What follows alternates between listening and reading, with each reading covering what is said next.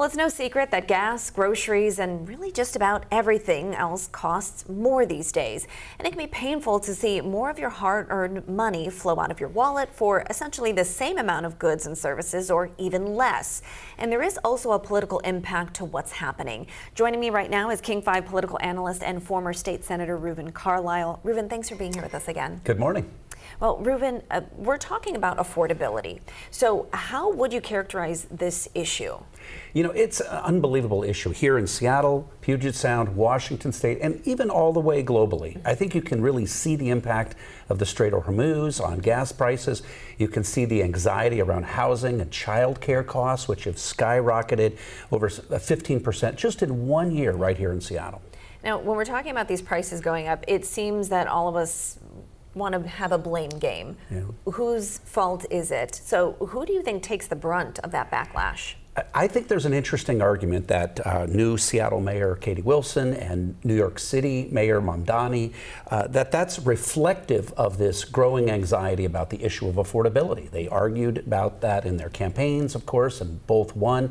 And even you could make an argument that President Biden and President Trump in the election in 2024 had a direct nexus with the issue of affordability. So there's no question that we see it at the local level, the state level, and nationally, and even globally. So the anxiety is rising, and that's why we see this wave of populism. And finding somebody to pin it all on. That's right. Yeah.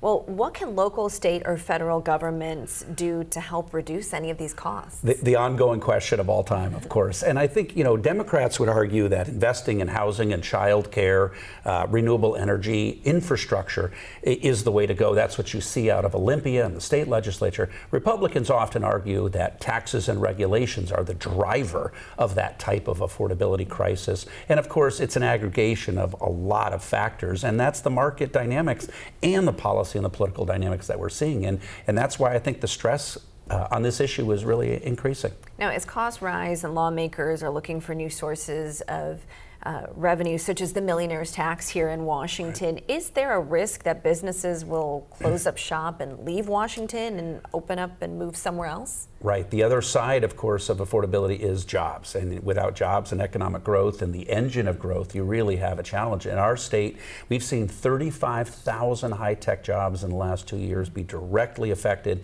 a big shift away from both Seattle, but also around the country. You're seeing growth in a number of other areas that you're not seeing in Washington State. So that economic multiplier is a big factor, and it plays out politically. When someone doesn't have a job, it affects their perception politically. It increases this wave of populism. And I think we see the issue of affordability be central to virtually every campaign at every level of politics. Yeah, and I mean, we see it through layoffs. So folks leave Washington State altogether, and perhaps, you know, businesses could make those choices on their own too.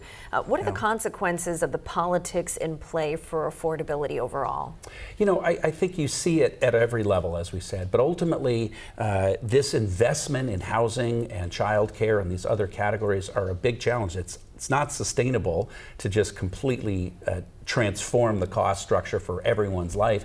At the same time, without economic growth and economic activity, you don't have the employment base. So I think you see this tension getting incredibly increasing, you know, dramatically by the day. I think we're at a real inflection point. We're at a nexus, and again, you see it playing out globally all the way to locally. All right, Reuven Carlisle, thank you so much for joining us. My pleasure.